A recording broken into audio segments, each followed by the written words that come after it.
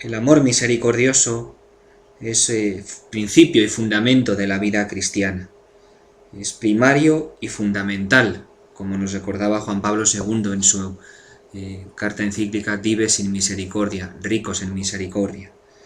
El amor que es superior a la justicia porque la condiciona, y en definitiva la justicia, dice el Papa, es servidora de la caridad. El amor es principio y fundamento, un principio y fundamento de nuestra vida cristiana que se nos revela en Jesucristo, que a su vez nos revela el rostro del Padre misericordioso. Si acogemos la palabra de la revelación, vemos cómo Dios nos dice: así te amé que di a mi Hijo por ti. El principio y fundamento del que habla San Ignacio en sus ejercicios, el hombre es creado para servir, alabar y reverenciar a Dios. Decíamos que quiere decir no solo eso, sino no es solo una teoría, sino que lo primario del hombre es el amor que Dios le da, y que el hombre ha sido creado para la intimidad con Dios. Juan Pablo II participó de lleno en la elaboración de uno de los documentos principales del Concilio Vaticano II, la Constitución Gaudium et Spes sobre la Iglesia en el mundo actual, y hablaba de ella, y hablaba también de su encíclica sobre el Redentor del hombre, en la que trataba de hablar sobre la verdad del hombre, cómo la verdad de Dios sobre el hombre se descubre en el misterio de la redención. Y en él se ve lo que debe ser la obligación del hombre, la fidelidad del hombre. Descubrir en el mismo Cristo el rostro del Padre es algo que es casi exigencia nuestra, y en estos tiempos en los que estamos tan complicados y tan difíciles para toda sociedad, como en Cristo se nos ha revelado la dignidad del hombre. Pero a la vez, también en Cristo se nos ha revelado la dignidad y el rostro del Padre Dios. No son separables la dignidad del hombre y el rostro del Padre. Porque si Dios es nuestro Padre, por tanto es el Padre de cada hombre, y al referirnos a la dignidad del hombre, esta no podemos verla sino a la luz de Dios, como hablaba el Papa en su encíclica sobre el Redentor del hombre, Redemptor hominis. Él nos lleva a ver en Cristo el rostro del Padre. Decía Jesús: el que me ve a mí, ve al Padre, que es misericordioso y Dios de todo consuelo. A veces a los sacerdotes nos puede ocurrir que nos dé miedo hablar de la misericordia de Dios, porque pensemos que la gente se va a despreocupar del pecado si hablamos tanto de que Dios es misericordioso. Y como somos muy calculadores, nos defendemos a nosotros mismos porque queremos ser exigentes con los demás. Pues esto no es correcto. Tenemos que pedir al Señor que nos ilumine el concepto real de Dios, porque es fundamental. El fundamento de toda virtud, decían los antiguos de los primeros siglos, consiste en pensar rectamente de Dios. Es claro que se suele desvirtuar a Dios cuando se lo presenta como un Dios del buenismo, que todo lo deja pasar y al que todo le parece bueno, que no pasa nada. Presentar así a Dios es incorrecto, porque Dios no es así. Pero igual de incorrecto es presentar a un Dios severo y vengativo, amenazante o juez castigador, porque Dios en absoluto es así tampoco. El rostro de Cristo nos revela al Padre Dios misericordioso, al que San Pablo llama el Dios de todo consuelo. Juan Pablo II hablaba de la Constitución Gaudium et Spes, número 22, precioso y fundamental, que en ella dice: Cristo, el nuevo Adán, manifiesta plenamente al hombre el propio hombre y le descubre la grandeza de su vocación. Y esto lo hace en la misma revelación del misterio del Padre y de su amor. Hasta aquí la cita de Gaudium et Spes 22. En el plan divino, Jesús es revelador del Padre y revelador del hombre. El hombre no comprende lo que Él es hasta que no conoce a Cristo.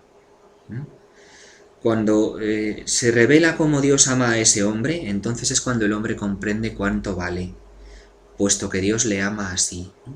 ¿Cuánto vale tu vida? Que Dios ha querido ser hombre como tú y dar su vida por ti. En Cristo, al conocer el amor que el Dios nos tiene, descubrimos nuestra dignidad. Simultáneamente Cristo nos revela los dos extremos. Así como Cristo manifiesta el amor que el Padre nos tiene, al mismo tiempo nos manifiesta el amor que nosotros debemos tener al Padre Dios. Cristo revela al Padre y a la vez al hombre, a los dos. El hombre no conoce su dignidad hasta que no se ve en Cristo, y no conoce al Padre si no lo ve en Cristo. Por tanto, el rostro de Cristo nos revela ambas cosas. Esto es grandioso, ¿no? Se comprende al mismo tiempo este misterio como de cierta identificación del hombre con Dios. Al revelar a Dios, Cristo revela al hombre, querido por Dios, amado por Dios, el hombre hacia el que Dios se vuelca para tener misericordia, como el buen samaritano en la parábola, inclinándose a él lo curó y vendó sus heridas. En el Antiguo Testamento Dios, ciertamente esto hay que decirlo, se revela más misericordioso que poderoso. Siempre hay un concepto de Dios poderoso en el Antiguo Testamento, pero lo que más se destaca es su preocupación por el hombre. La figura de un Dios lejano, poderoso, al que no le afecta la suerte del hombre, eso es algo totalmente ajeno a la revelación de Cristo. El Nuevo Testamento es preparado por el Antiguo, pero el Antiguo se entiende a la luz del Nuevo. Cristo revela el amor de Dios Padre misericordioso. Lo que la Escritura recalca es que este Dios está continuamente preocupado por la suerte del hombre. Es el Dios inclinado al hombre. Decía el Papa Pío XII que no nos tiene que extrañar que Moisés y los profetas mayores del Antiguo Testamento hablaran casi siempre de las relaciones entre Dios y su pueblo con imágenes del amor entre padre e hijo, o entre los esposos, en lugar de utilizar imágenes severas inspiradas en un dominio supremo de Dios o en nuestra temerosa servidumbre a un Dios que nos manda y que nos ordena. Así revela la misericordia de Dios, la Escritura, el misterio del Padre y de su amor. Esto es algo fundamental para nuestro principio y fundamento. Quizá uno de los frutos más importantes del Concilio Vaticano II. ¿Cuál es el secreto de este principio y fundamento? De este revelársenos en Cristo a Dios Padre y a la vez la dignidad del hombre. Pues la clave y uno de esos frutos importantes del concilio es que en el hombre no se puede separar la dimensión horizontal de la vertical. Este es el gran principio, y muy real, por cierto. No porque se suprima uno, ni porque se identifiquen, ¿no? El horizontal es el vertical, o no, sino porque no se pueden separar. Toda dimensión horizontal del hombre debe estar llena de verticalidad, y por tanto no se puede concebir sin esto. La manifestación del hombre en la plena dignidad de su naturaleza no puede tener lugar sin la referencia a Dios. La dimensión horizontal del hombre no puede tener lugar sin la vertical. No se puede describir todo lo que el hombre es y todo su valor sin hablar de Dios. El hombre es lo que es por su relación con Dios, es inseparable de Dios. Ahí está su dignidad. La dignidad más alta del hombre y su más profunda identidad reside en que es hijo de Dios y ha sido creado a imagen de Dios. Y la hemos recibido, esta dignidad y esta imagen, en el bautismo. El hombre y su vocación suprema se desvelan en Cristo por la revelación del misterio del Padre y del Hijo. Lo que es el hombre, este ser hijo de Dios, que hemos recibido en el bautismo, aparece cuando Jesucristo nos lo revela. El hombre es el amado del Padre, el Hijo del Padre, el creado para la intimidad con Dios Padre. Y este ser hijos de Dios lo hemos recibido en el bautismo. Por eso se entiende que unos padres cristianos quieran enseguida bautizar a su hijo cuanto antes recién nacido, porque son hijos de Dios, porque Dios nos quiere como hijos, nos ha pensado como hijos, solo que el último paso Dios tiene que llevarlo a cabo con la colaboración humana, esos padres que llevan a su hijo a que sea bautizado. No puedo privar a Dios de ese derecho que tiene sobre el hombre creado por él, ni privar al hombre de ese derecho de ser, porque lo es, hijo de Dios. Es conveniente que volvamos la mirada a este misterio, que hace referencia al drama del corazón humano. Y las experiencias de la Iglesia y del hombre de hoy nos lo exigen. Acercarnos siempre a todos con esta luz, en el principio y fundamento de esta vía que Cristo ha trazado, revelando en sí mismo a cada hombre todo el amor de Dios Padre. Entonces, cuando nos acerquemos a cada persona, acercarnos reconociendo lo que cada persona es, un hijo amado del Padre, en el plan divino del amor del Padre. Cada uno de nosotros, tú, yo, todos los hombres. Esto apliquémoslo a todos, a nuestras familias, a la familia. El esposo a su esposa, amada por Dios, sobre la que Dios tiene unos proyectos divinos. Una mujer querida por Dios, que orienta toda la vida a un plan divino. El varón, exactamente lo mismo, ¿no?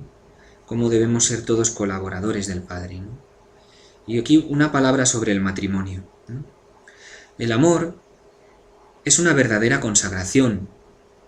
Se puede hablar de verdadera consagración del matrimonio, en el cual, fijaros qué bonito es esto, los esposos o los novios, pues para vosotros, ¿no? En el matrimonio hay una verdadera consagración en la cual el marido se consagra a Dios en su mujer y la mujer se consagra a Dios en su marido. Hay una cierta consagración de manera que cada uno de ellos tiene que ser reflejo del amor de Dios para el otro. El esposo, reflejo del amor de Dios para su esposa, la esposa para su esposo. Y al mismo tiempo encontrar el amor de Dios en el otro. Ser reflejo del amor de Dios para el otro y al mismo tiempo encontrar en el otro ese mismo amor de Dios.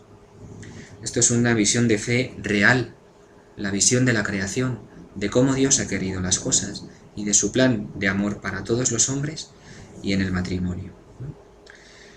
Juan Pablo II decía: en Jesús todavía hacia el hombre es a la vez un caminar al encuentro con el Padre y con su amor. No son dos dimensiones distintas. En el hombre encontramos el amor del Padre. Esa conciencia cuando nos acercamos al prójimo de que ante él estamos en el misterio de amor del Padre. Cuanto más centrada está la misión de la Iglesia en el hombre, más debe corroborarse y realizarse en Dios.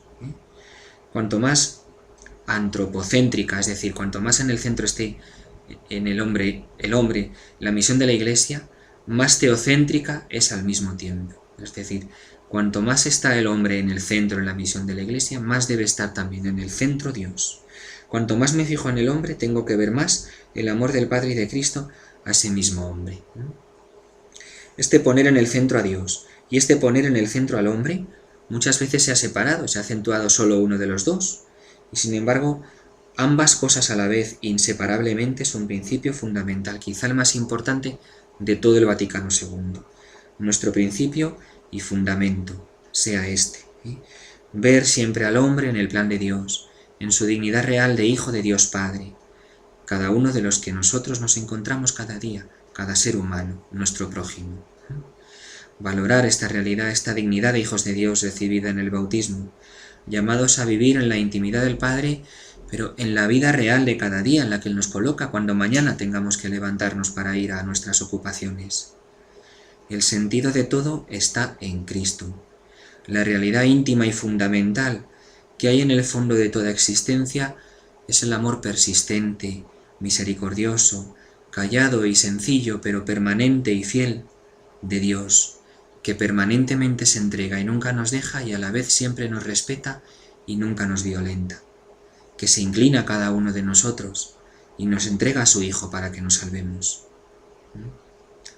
Pidamos al Señor que podamos vivir en esta intimidad de Dios en la que fuimos creados al principio, en el dejarnos regir por esta intimidad, por este amor con el que Dios nos creó, con el que Dios vio que todo no solo era bueno, sino muy bueno.